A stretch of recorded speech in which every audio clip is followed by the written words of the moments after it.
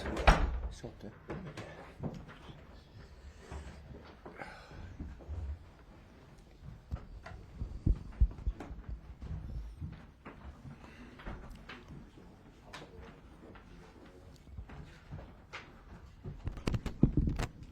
Right, good afternoon and welcome to our Matchday -1 press conference ahead of tomorrow's UEFA Europa Conference League round of 16 second leg against FC Copenhagen. We'll take questions from the floor. Who wants to get us started? Anyone? Yep, Hi, please. I'm Adam from the Danish news agency Ritzau. Last week it seemed like you were a bit surprised with the Copenhagen strategy, the Copenhagen approach to the game. Which kind of approach do you expect from Copenhagen tomorrow? No, yeah, I was surprised, as I said last week, especially because I watched many games and they were off the ball, always defending with line of 4. And then against us, they were line of 5. Even the last game they played 2 days ago, they were again line of 4.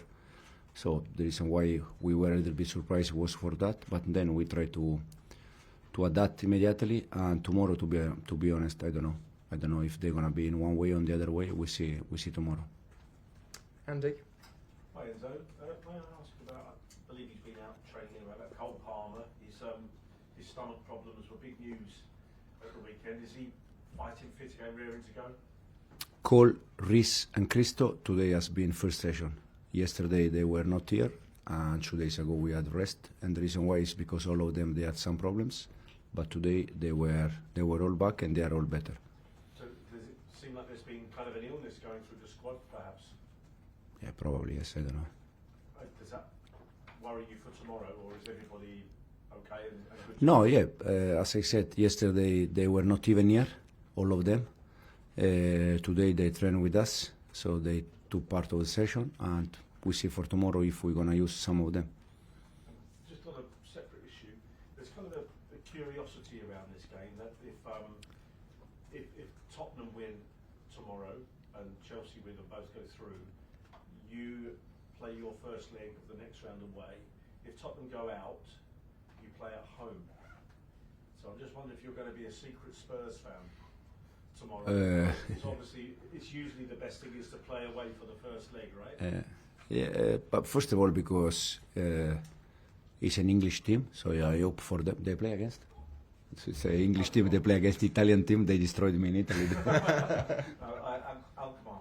Holland. Yeah. So no, it's an English club, so I hope for England that they go through that game.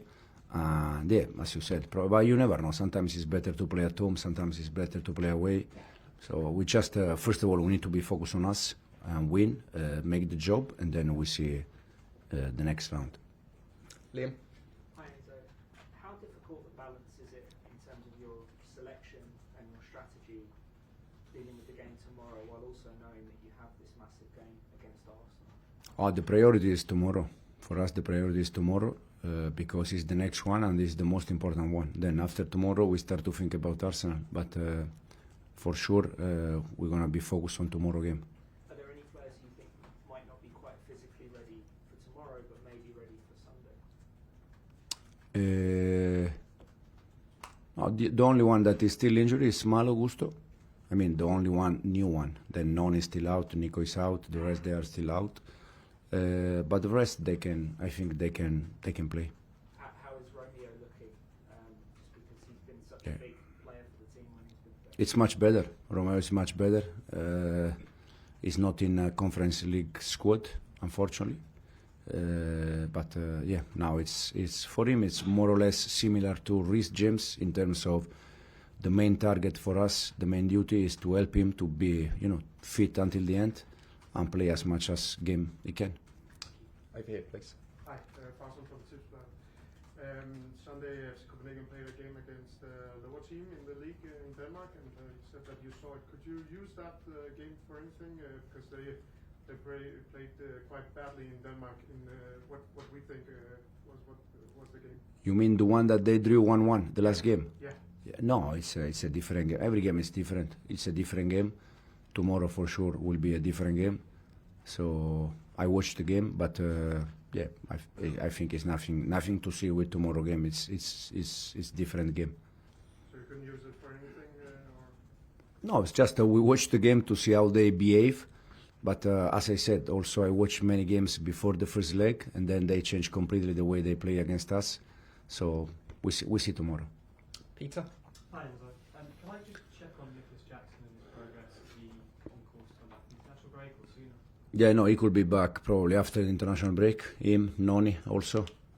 This is a great news because, as I said, now before the international break we have 2 games, 2 effort, tomorrow and Sunday, and then finally we have international break. We can recover energy, we can recover players, and go for the last sprint. Can I just ask about your style of play and just style of play in general, really, in the Premier League? Because it feels like with the Premier League today, it's a lot more high pressing, a lot more sprints. It seems like that direction of travel is where we're going, a lot of transition football as well. Do you think the game is changing from your perspective, and where do you see your style fitting in that, in those changes within the league? But I think football always evolve, but then you can find team in the league that they just play in one way, or team that they play in different way. We have, I think, 20 clubs in the Premier League, and more or less we are all different. There are teams that they try to be aggressive and high pressing, teams that they prefer to sit back and go in transition. I think off the ball, the way we play since we started is quite clear. We try to be aggressive, and on the ball also we try to control the game and score when we need to score, defend when we need to defend. In this moment, I think we are the second or the third best attacking team of the Premier League, so that means that we are scoring a lot of goals, and defending also we are there. But for sure we can attack better and we can defend better. In third row, please. Hi, so Christian from Danish Media Bold. You switched your goalkeepers sometime through the season, and last week you told us that you were going to start Roberto Sanchez in the game in Denmark. He also played against Leicester, if I'm not wrong. So can you say if Philip Janssen are going to be in the goal tomorrow, or if you're going to pick Robert? We see. To be honest, I didn't decide yet, and we have still more than 24 hours, and we can decide one of them. But as I said many times, they are both very good. So. And just a question on Philip Janssen. Yesterday he was called up for the Danish national team.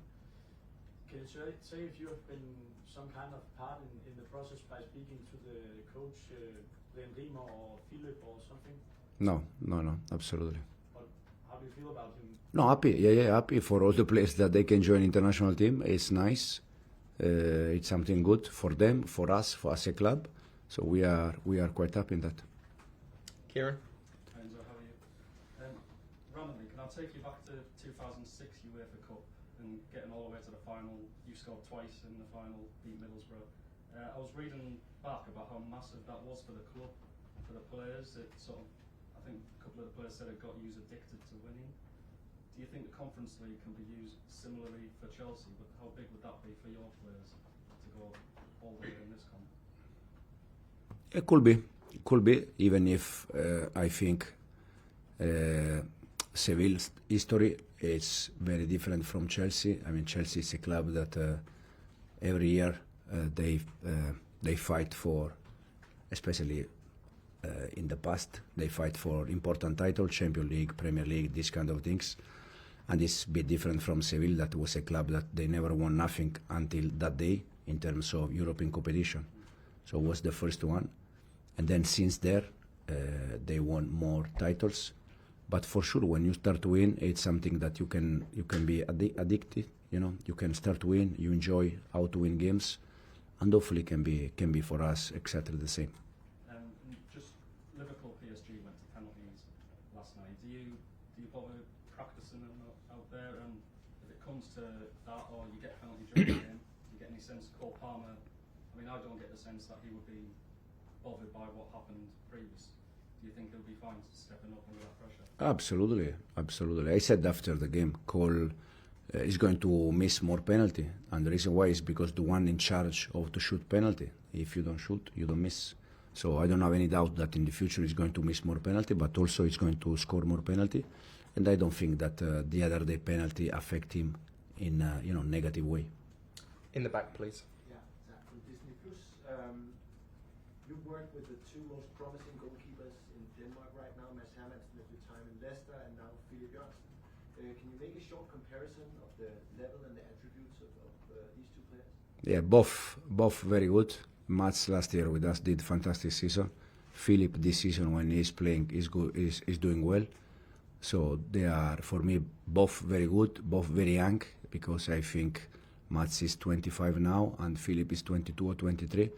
So I think Denmark, they have keeper for many years. They have still the main one, but behind him there are two young keepers that they can do. They can be the future of the international team. Okay, thanks, guys. Thank you. See you, Chris. Thank you.